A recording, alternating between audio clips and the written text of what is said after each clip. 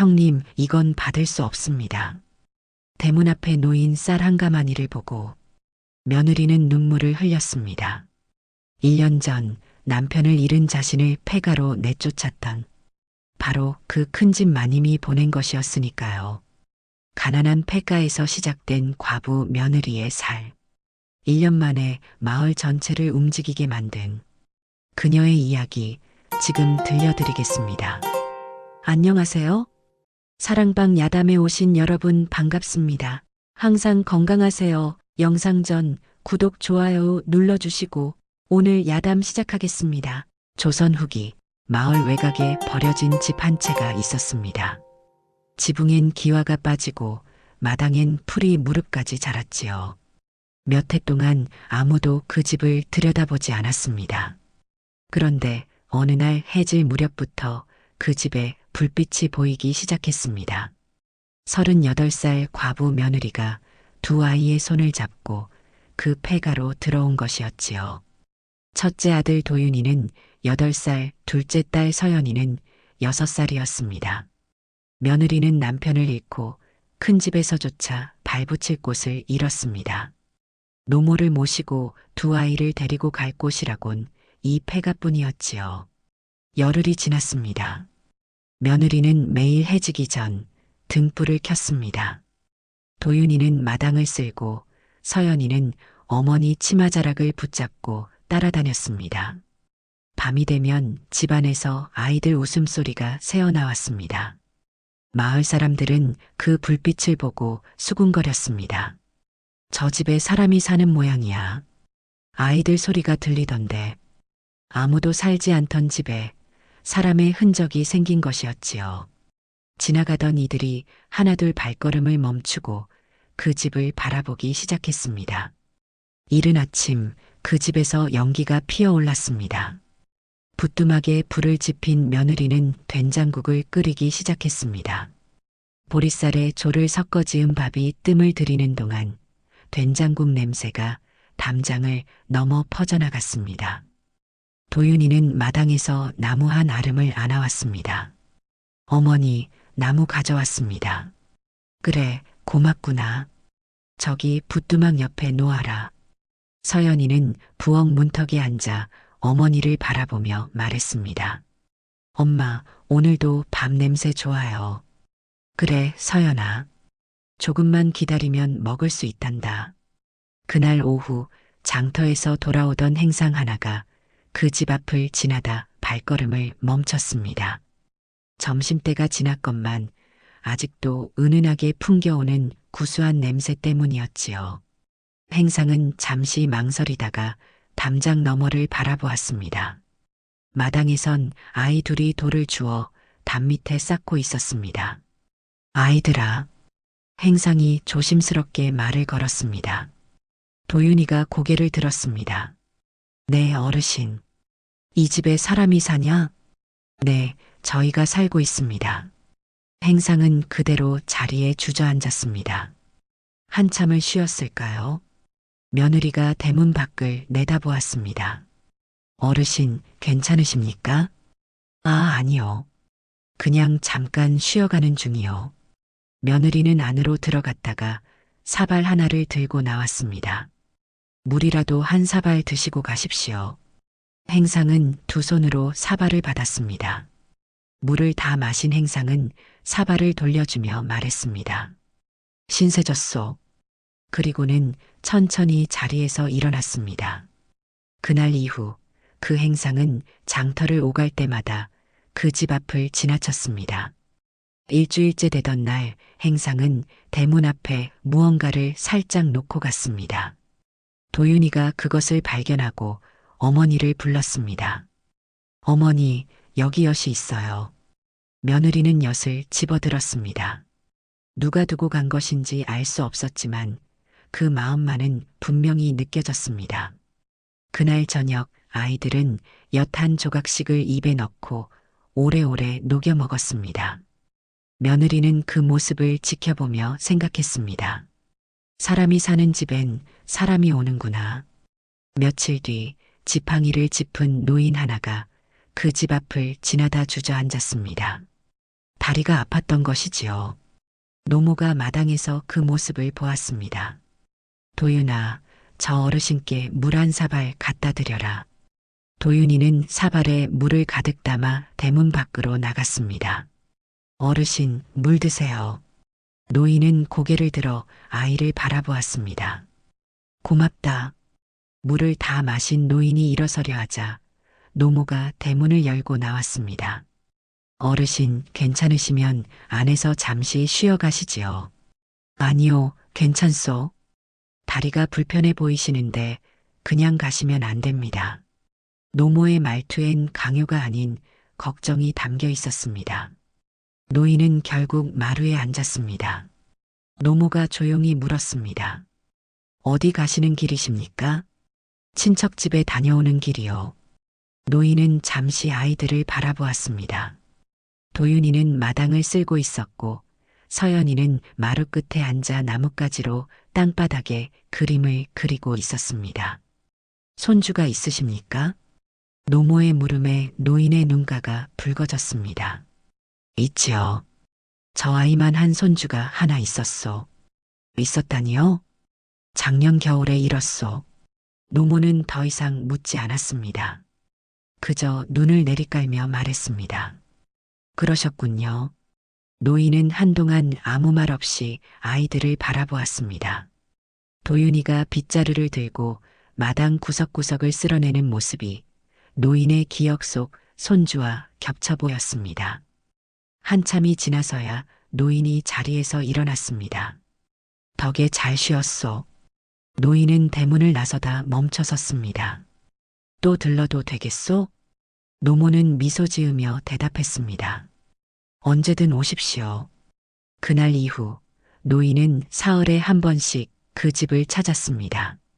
나중엔 도윤이와 말을 주고받기 시작했습니다. 도윤아, 글을 아느냐? 아니요, 어르신. 그럼 내가 가르쳐 주마. 노인은 주머니에서 먹과 붓을 꺼냈습니다. 마당 한쪽에서 도윤이에게 천자문을 가르쳐 주기 시작했습니다. 하늘 천, 땅지, 검을 현, 누를 황. 도윤이는 진지하게 글자를 따라 썼습니다. 며느리는 부엌에서 그 모습을 지켜보며 생각했습니다. 이 집에 사람이 머무는구나. 그렇게 패가는 사람이 다시 찾아오는 집이 되었습니다. 한 달이 지났습니다. 마을 사람들은 이제 그 집을 패가라고 부르지 않았습니다. 도윤이네 집이라고 불렀지요. 어느 날 아침 마을 아낙 하나가 그 집 앞을 지나가다 멈춰 섰습니다. 대문이 활짝 열려 있었고 도윤이가 마당을 쓸고 있었습니다. 도윤아, 네, 아주머니. 혼자 쓸고 있니? 네, 어머니가 일찍 일어나셔서 제가 마당을 쓸고 있습니다. 아낙은 감탄하며 말했습니다. 기특하구나. 그리고는 품에서 감 2개를 꺼내 건넸습니다. 이거 먹어라. 도윤이는 두 손으로 받아들고 허리를 굽혀 인사했습니다. 아낙은 빙그레 웃으며 돌아섰습니다. 그날 오후 채소 행상이 찾아왔습니다. 며느리가 나왔습니다. 이 무 좀 사가시오. 며느리는 난처한 표정을 지었습니다. 죄송합니다. 지금 살 형편이. 행상은 손을 저었습니다. 됐소. 그냥 하나 두고 가겠소. 아니, 그러실 것 없습니다. 아이들 먹일 거 아니오. 행상은 무 1개를 마당에 놓고 돌아섰습니다.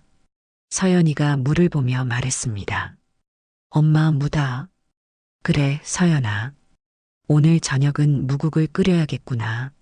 그날 저녁 구수한 무국 냄새가 또다시 담장을 넘었습니다. 이튿날 그를 가르쳐 주던 노인이 또 찾아왔습니다. 도윤이는 대문 앞에서 빗자루를 들고 있었습니다. 어르신 오셨습니까? 그래, 도윤아. 오늘도 글 배울 준비 됐느냐? 네, 어르신. 서연이가 조심스럽게 다가왔습니다. 어르신, 안녕하세요. 오, 서연이구나. 잘 있었니? 서연이는 고개를 푹 숙여 인사했습니다. 노인은 그 모습에 빙그레 웃었습니다. 참 예의 바르구나. 도윤이는 붓을 들고 한 글자 한 글자 정성껏 따라 썼습니다. 노인은 만족스럽게 말했습니다. 잘한다, 도윤아. 내가 이렇게 잘하니 가르치는 보람이 있구나. 해가 저물 무렵 노인이 일어섰습니다. 도윤이와 서연이가 나란히 대문 앞에 섰습니다. 어르신, 안녕히 가세요.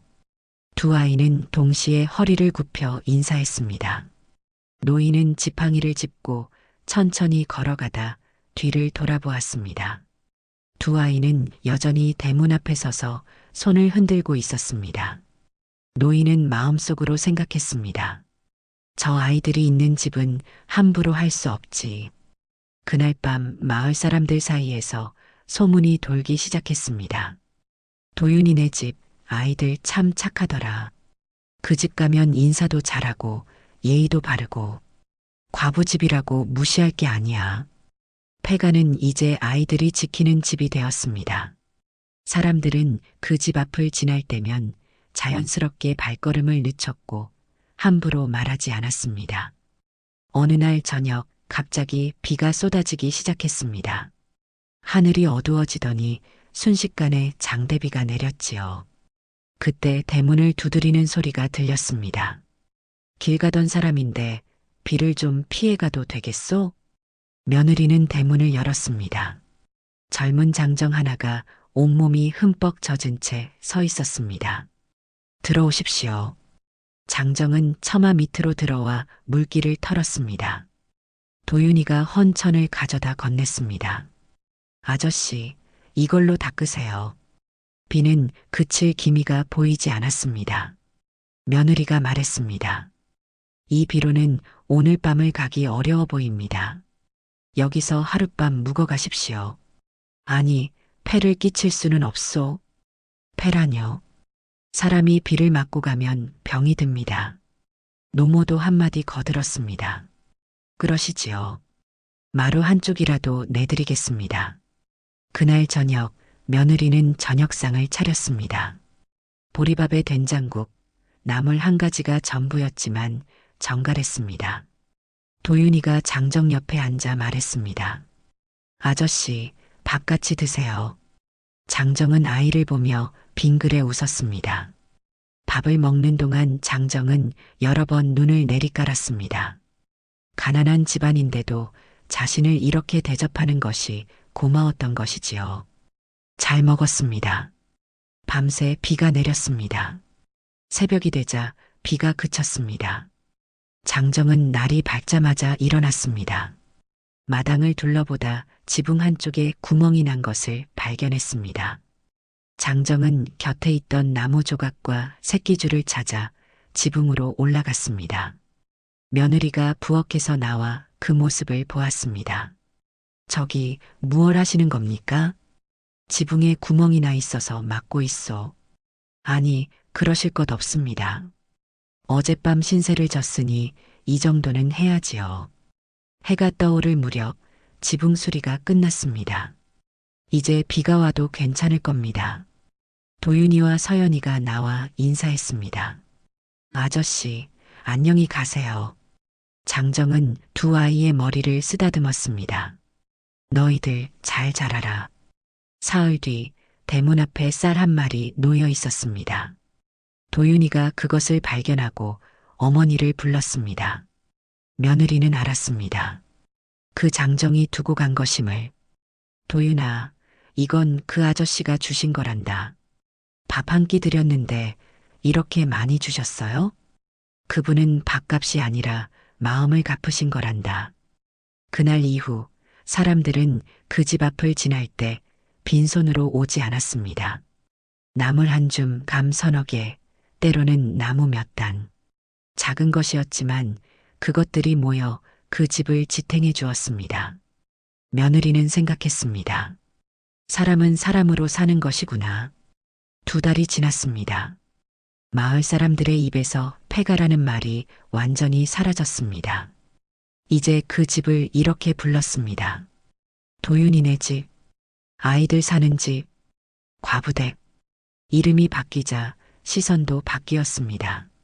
처음엔 호기심 어린 눈으로 바라보던 사람들이 이제는 자연스럽게 인사를 건넸습니다. 도윤이 어미 안녕하시오? 네, 잘 지냅니다. 아이들은 건강하고? 네, 감사합니다. 어느 날 마을 이장이 그 집을 찾아왔습니다. 주인 계시오? 며느리가 나왔습니다. 네, 어르신. 들어가도 되겠소? 그러십시오. 이장은 마루에 앉아 주위를 둘러보았습니다. 집은 여전히 낡았지만 구석구석 정갈하게 쓸려 있었습니다. 마당엔 아이들이 심은 것인지 작은 채소가 자라고 있었습니다. 집이 참 깨끗하오. 과찬이십니다. 이장은 잠시 말을 아끼다가 입을 열었습니다. 마을 사람들이 그러는데 이댁이 어려운 사람들을 잘 돌본다고 하더이다. 며느리는 손사래를 쳤습니다. 아닙니다. 그냥 지나가시는 분들께 물 한 사발 드리는 것뿐입니다. 그것도 쉬운 일이 아니지요. 이장은 품에서 무명 천안피를 꺼냈습니다. 이건 마을에서 거두어 온 것이요. 받으시오. 아니, 이건 받을 수 없습니다. 아이들 옷이라도 해입히시오. 겨울이 곧 올 것 아니오. 며느리의 눈가가 붉어졌습니다. 은혜를 잊지 않겠습니다. 어르신. 이장은 자리에서 일어나며 말했습니다. 마을 사람들이 이 댁을 좋게 보고 있어. 앞으로도 잘 지내시오. 명심하겠습니다. 이장이 떠난 뒤 노모가 며느리에게 말했습니다. 이제 이 집이 마을의 한 집으로 인정받은 게지. 네, 어머님. 폐가가 아니라 사람 사는 집이 된 거야. 그날 저녁 도윤이가 물었습니다. 어머니, 폐가가 뭐예요? 사람이 살지 않는 집을 말한단다. 그럼 우리 집은 폐가가 아니네요? 그렇지, 도윤아. 우리가 여기 사니까 이젠 폐가가 아니란다. 서연이도 거들었습니다. 우리 집이에요. 그래, 서연아. 우리 집이지. 밤이 깊었습니다. 등불 아래서 며느리는 무명천을 펼쳤습니다. 아이들 겨울옷을 지어야 했습니다. 바늘에 실을 깨고 한 땀 한 땀 정성스럽게 바느질을 시작했습니다. 노모가 옆에 앉아 말했습니다.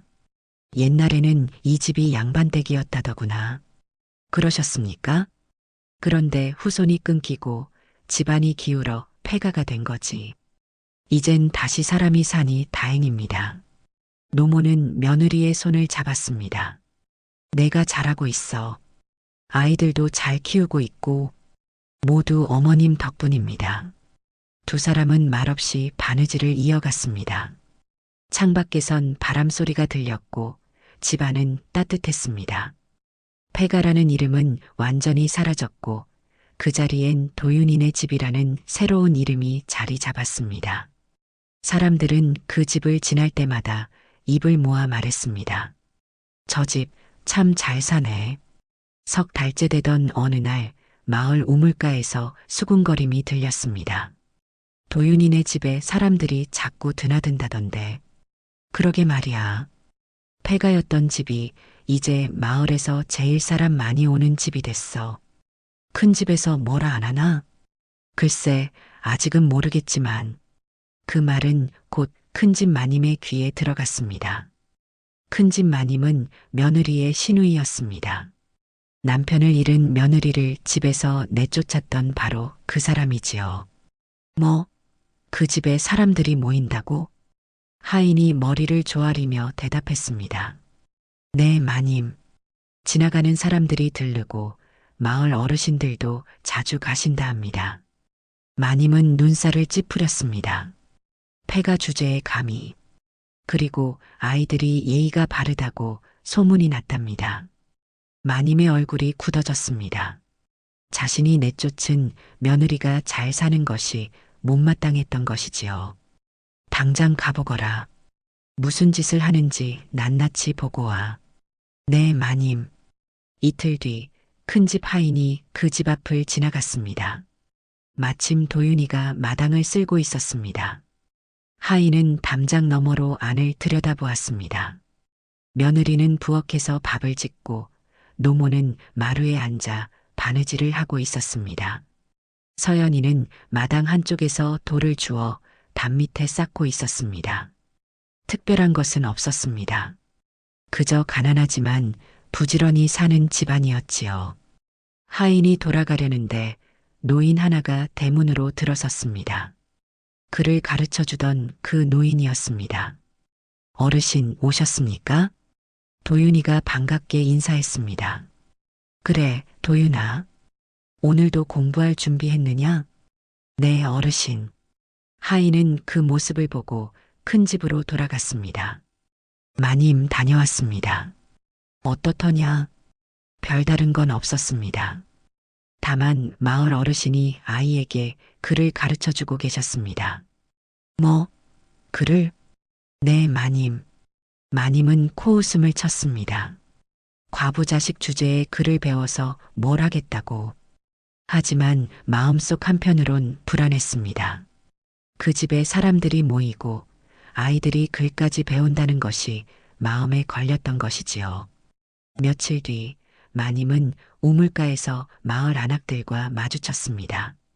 안악들은 마님을 보자 이야기를 멈췄습니다. 마님이 물었습니다. 무슨 이야기를 하고 있었소? 안악 하나가 머뭇거리며 대답했습니다. 아, 그냥 도윤이네 집 이야기였습니다. 도윤이네 집? 네, 마님. 그 집 아이들이 참 착하다고. 마님은 차갑게 말했습니다.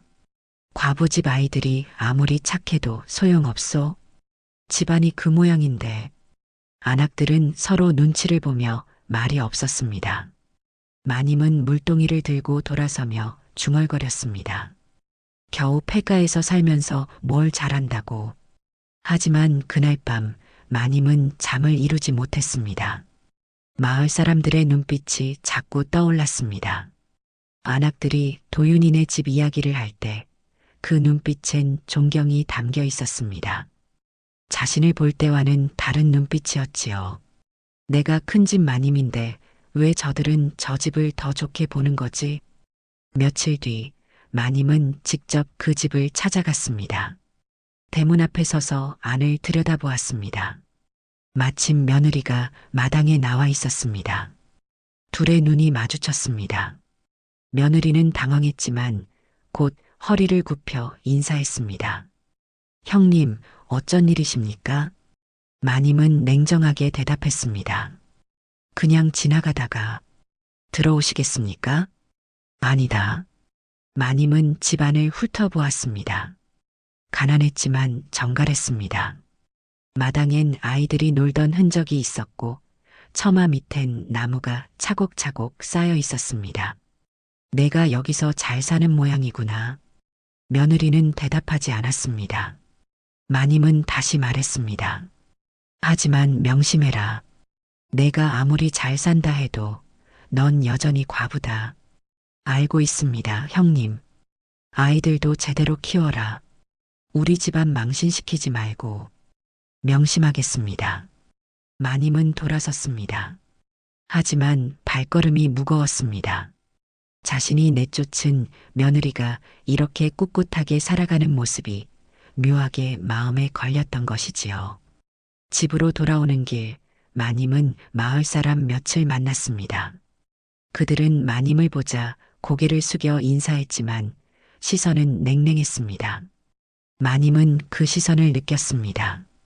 저들이 나를 보는 눈빛이 예전 같지 않구나. 그날 밤 큰 집에선 마님이 잠을 이루지 못했습니다. 며느리의 모습이 자꾸 떠올랐습니다. 가난했지만 씩씩하게 살아가는 그 모습이 어쩐지 자신보다 더 당당해 보였던 것이지요. 마님은 중얼거렸습니다. 과부 주제에 어떻게 저렇게 살 수 있단 말인가. 하지만 그 말 속엔 비웃음이 아닌 알 수 없는 불안이 섞여 있었습니다. 며칠 뒤 마님은 하인을 또 보냈습니다. 다시 가서 봐라. 대체 뭘 하길래 사람들이 그 집을 좋아하는지. 하인이 돌아와 보고했습니다. 마님, 오늘은 그 집에서 아픈 사람을 돌보고 있었습니다. 아픈 사람을? 네, 마을 노인 하나가 쓰러져서 그 집에서 약을 다려주고 있었습니다. 마님은 입술을 깨물었습니다. 제 식구도 먹기 힘들 텐데 남을 돌본다고? 그날 밤 마님은 남편에게 말했습니다. 여보, 그 며느리 말이요. 왜? 마을 사람들이 그 집을 자꾸 칭찬한다오. 그래, 우리가 너무 심하게 한 게 아닐까 싶소. 남편은 잠시 침묵하다 말했습니다. 이미 엎질러진 물이요. 그냥 두시오. 마님은 더 이상 말하지 못했습니다. 하지만 마음속 불안은 점점 커져만 갔습니다. 가을이 깊어졌습니다. 어느 날 새벽 대문을 두드리는 소리가 들렸습니다. 며느리가 나가보니 마을 사람 하나가 황급히 서 있었습니다. 도윤이 어미, 큰일 났소. 무슨 일이십니까? 우리 아버지가 쓰러지셨소. 약을 다려야 하는데 불을 지필 사람이 없소. 며느리는 망설이지 않았습니다. 제가 가겠습니다. 신세를 지겠소. 며느리는 노모에게 아이들을 부탁하고 그 사람을 따라갔습니다. 노인의 집에 도착하니 노인이 알아누워 있었습니다. 며느리는 부뚜막에 불을 지피고 약을 다리기 시작했습니다. 한 시즌이 지나 약이 다 달아졌습니다. 약 다 달았습니다. 식으면 드리십시오. 은혜를 잊지 않겠소. 며느리는 집으로 돌아왔습니다. 며칠 뒤 그 노인이 회복되어 직접 찾아왔습니다. 살았소. 다행입니다. 노인은 품에서 달걀 몇 개를 꺼내 건넸습니다. 이거라도 받으시오. 아닙니다. 그냥 도운 것뿐입니다. 아니요, 꼭 받으시오. 며느리는 결국 받았습니다. 그날 이후 마을 사람들은 급한 일이 생기면 그 집을 찾았습니다. 어느 날은 길 잃은 아이가 울고 있었습니다. 서연이가 그 아이의 손을 잡고 집으로 데려왔습니다. 엄마, 이 아이가 길을 잃었대요. 며느리는 아이를 안심시켰습니다. 괜찮아. 우리가 집 찾아줄게. 아이에게 물 한 사발을 주고 마을을 돌며 부모를 찾았습니다. 해질 무렵 아이의 어머니를 찾았습니다. 아이고, 우리 애가. 어머니는 아이를 끌어안았습니다. 정말 감사합니다. 천만에요. 아이가 무사해서 다행입니다. 그날 밤 그 어머니는 쌀 한 대를 가져왔습니다. 이거라도 받아주십시오. 아닙니다. 그럴 필요 없습니다. 아니에요. 제 마음입니다. 며느리는 그 마음을 받았습니다. 또 어느 날은 큰 집 하인의 아이가 열병으로 앓아누웠습니다. 하인이 황급히 그 집을 찾아왔습니다. 도윤이 어미, 우리 아이가 열이 나서 정신을 못 차리오. 어디 보자. 며느리는 아이를 살폈습니다. 열이 많이 높구나. 물로 몸을 식혀야 해. 며느리는 밤새 아이 곁을 지키며 물수건으로 몸을 닦아주었습니다. 노모와 도윤이, 서연이도 함께 깨어 있었습니다. 새벽이 되자 아이의 열이 내렸습니다. 하인은 눈물을 흘리며 말했습니다. 은혜를 어찌 갚아야 할지. 아이가 괜찮아져서 다행입니다. 하인은 집으로 돌아가 큰집 마님에게 보고했습니다. 마님, 도윤이 어미가 우리 아이를 살렸습니다. 마님은 아무 말이 없었습니다. 하지만 가슴 한구석이 뜨거워졌습니다. 자신이 내쫓은 며느리가 자기 집 하인의 아이까지 살렸다는 사실이 부끄러움으로 다가왔던 것이지요. 그날 밤 마님은 혼자 중얼거렸습니다. 내가 잘못 본 걸까? 한편 그 집에선 도윤이가 물었습니다. 어머니, 우리도 먹을 게 많지 않은데 왜 나눠주세요? 며느리는 아들의 머리를 쓰다듬으며 말했습니다. 도윤아, 우리가 가진 게 적다고 나누지 않으면 우리 마음도 가난해진단다. 마음이요? 그래. 나누면 마음이 풍요로워지는 거야. 도윤이는 고개를 끄덕였습니다. 그날 밤 노모가 며느리에게 말했습니다. 내가 이렇게 베푸니 사람들이 너를 믿는 거야. 저는 그냥 할 수 있는 것만 할 뿐입니다. 그게 쉽지 않은 일이란다. 노모는 며느리의 손을 잡았습니다. 내가 이 집의 기둥이야. 며느리의 눈가가 붉어졌습니다. 감사합니다, 어머님. 그렇게 그 집은 도움을 주는 집이 되었습니다. 사람들은 그 집을 착한 집이라 불렀고 어려울 때면 자연스럽게 그 집을 떠올렸습니다. 가난했지만 그 집엔 따뜻함이 있었습니다. 그리고 그 따뜻함은 마을 전체로 퍼져나갔습니다. 심지어 큰 집 사람들의 마음속에도 조금씩 변화가 일어나고 있었습니다. 겨울이 왔습니다.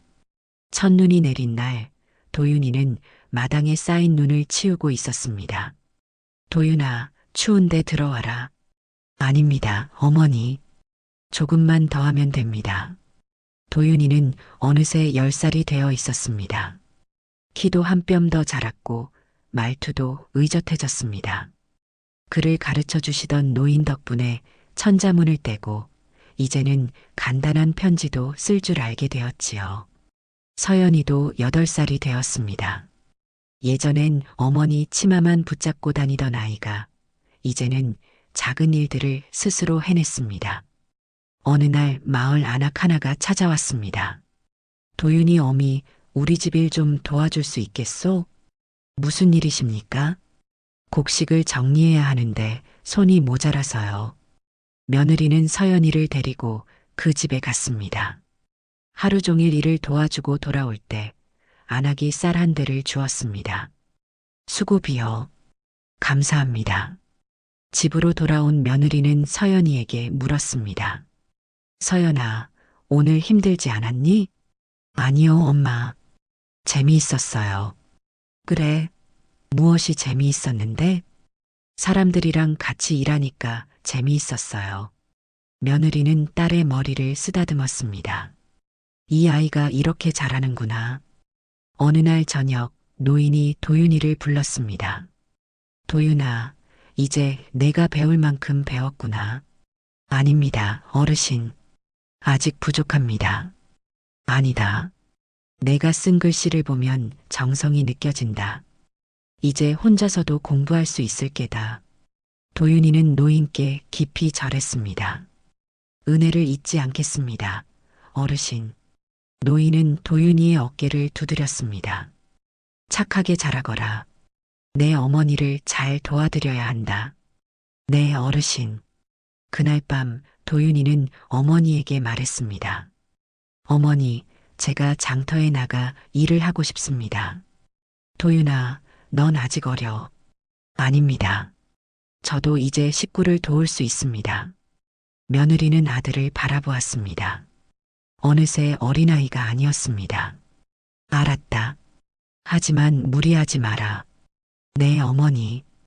다음 날부터 도윤이는 장터에 나가 짐을 날랐습니다. 힘든 일이었지만 도윤이는 불평하지 않았습니다. 하루 품삯으로 받은 돈을 어머니께 드릴 때면 가슴이 뿌듯했습니다. 어머니, 오늘 품삯입니다. 며느리는 아들이 건넨 돈을 받으며 눈시울이 붉어졌습니다. 수고했다, 도윤아. 당연한 일입니다, 어머니. 서연이도 집안일을 거들기 시작했습니다. 물을 길어오고 마당을 쓸고 노모를 도와 바느질도 배웠습니다. 어느 날 노모가 서연이에게 물었습니다. 서연아, 힘들지 않니? 아니에요, 할머니. 제가 도와드려야죠. 노모는 손녀를 끌어안았습니다. 기특하구나. 한편 큰 집에서는 마님이 하인을 불렀습니다. 도윤이네 집 소식을 들어보니 아이가 장터에 나가 일을 한다지? 네, 마님. 도윤이가 짐을 나르며 품삯을 번다고 합니다. 마님은 잠시 침묵했습니다. 그 어린 나이에 마님의 목소리엔 알 수 없는 감정이 섞여 있었습니다. 마님, 하지만 도윤이가 참 씩씩하다고 소문이 났습니다. 일도 성실하게 하고 어른들께 예의도 바르다고. 마님은 한숨을 쉬었습니다. 그래. 그날 밤 마님은 남편에게 말했습니다. 여보, 도윤이가 장터에서 일을 한답니다. 그래, 우리가 내쫓지만 않았어도 그 아이가 그런 고생을 하지 않았을 텐데. 남편은 책을 덮으며 말했습니다. 당신이 마음에 걸린다면 몰래라도 도와주시오. 어떻게요? 쌀이라도 보내든지. 마님은 고개를 저었습니다. 아직은 그럴 수 없소. 하지만 마음속으론 이미 결정하고 있었습니다. 계절이 바뀌었습니다. 봄이 왔고 마당에 꽃이 피었습니다. 도윤이는 장터에서 일하며 사람 대하는 법을 배웠습니다. 손님에게 공손히 인사하고 어른께 예의를 갖추는 법을 익혔습니다. 장터 상인 하나가 도윤이를 불렀습니다. 도윤아, 내가 참 부지런하구나. 감사합니다, 어르신. 앞으로도 이렇게만 하면 큰 사람이 될 게다. 도윤이는 허리를 굽혀 인사했습니다. 서연이는 집에서 기다리는 법을 배웠습니다. 오빠가 돌아올 때까지, 어머니가 일을 마칠 때까지 묵묵히 자기 일을 하며 기다렸습니다. 어느 날 저녁 온 식구가 모여 앉았습니다. 노모가 말했습니다. 도윤아, 서연아, 내 할머니, 너희는 이 집에서 잘 자라고 있구나. 두 아이는 고개를 끄덕였습니다. 노모는 계속 말했습니다. 집은 사람이 살지만 사람도 집에서 자라는 거란다. 무슨 뜻이에요, 할머니? 이 집이 너희를 키우고 너희도 이 집을 키우는 거지. 도윤이가 물었습니다. 저희가 집을 키운다고요? 그래. 너희가 착하게 자라면 이 집도 좋은 집이 되는 거야. 서연이가 말했습니다. 그럼 저희가 더 착하게 자랄게요. 노모는 두 아이를 번갈아 바라보며 미소 지었습니다. 그래, 그렇게 자라거라. 그날 밤 며느리는 잠든 아이들을 바라보았습니다. 도윤이는 하루 종일 일하느라 지쳐 깊이 잠들어 있었고 서연이는 오빠 곁에서 편안히 숨을 쉬고 있었습니다. 며느리는 생각했습니다. 아이들이 이렇게 자라는구나. 이 집이 아이들을 키워주는구나. 폐가였던 이 집은 이제 아이들이 자라는 집이 되었습니다. 추운 겨울에도 따뜻했고 가난했지만 풍요로웠습니다. 그것은 돈이나 재물 때문이 아니었습니다. 함께 살아가는 사람들이 있었기 때문이지요. 노모는 며느리에게 말했습니다. 내가 잘 키우고 있어. 아닙니다, 어머님. 아이들이 스스로 잘 자라고 있습니다. 아니야. 내가 본을 보여줬기 때문이야. 며느리는 고개를 숙였습니다. 감사합니다, 어머님. 그날 밤 집안은 고요했습니다. 하지만 그 고요함 속에는 깊은 온기가 흐르고 있었습니다. 사람이 사람을 키우고 집이 사람을 품는 그런 온기 말이지요. 그리고 멀지 않은 큰 집에서도 마님은 창밖을 바라보며 생각에 잠겨 있었습니다. 내가 잘못한 걸까? 저 아이들을 저렇게 키우게 한 게. 마님의 마음속에서 조금씩 변화가 일어나고 있었습니다. 폐가로 들어온 지 어느덧 1년하고도 몇 달이 흘렀습니다. 그 집은 이제 마을에서 없어서는 안 될 곳이 되었습니다. 사람들은 그 집을 지날 때면 자연스럽게 인사를 건넸고 무언가 어려운 일이 생기면 가장 먼저 그 집을 떠올렸습니다. 명절이 다가왔습니다. 큰 집에서 심부름꾼이 왔습니다. 마님께서 전하시는 말씀입니다. 며느리가 나왔습니다. 무슨 말씀이십니까? 마님께서 명절에 성묘를 가실 때 함께 가자고 하십니다. 며느리는 잠시 놀랐습니다. 큰 집에서 먼저 연락을 해온 것은 처음이었으니까요. 알겠습니다. 전해 주십시오. 심부름꾼이 돌아간 뒤 노모가 말했습니다. 큰 집에서도 이제 너를 인정하는 모양이구나. 어머님, 내가 잘 살았으니까 그런 거야. 명절날 온 식구가 성묘를 다녀왔습니다. 큰 집 마님도 함께였습니다. 돌아오는 길에 마님이 며느리에게 말했습니다. 내가 아이들을 잘 키우고 있더구나. 황송합니다, 형님.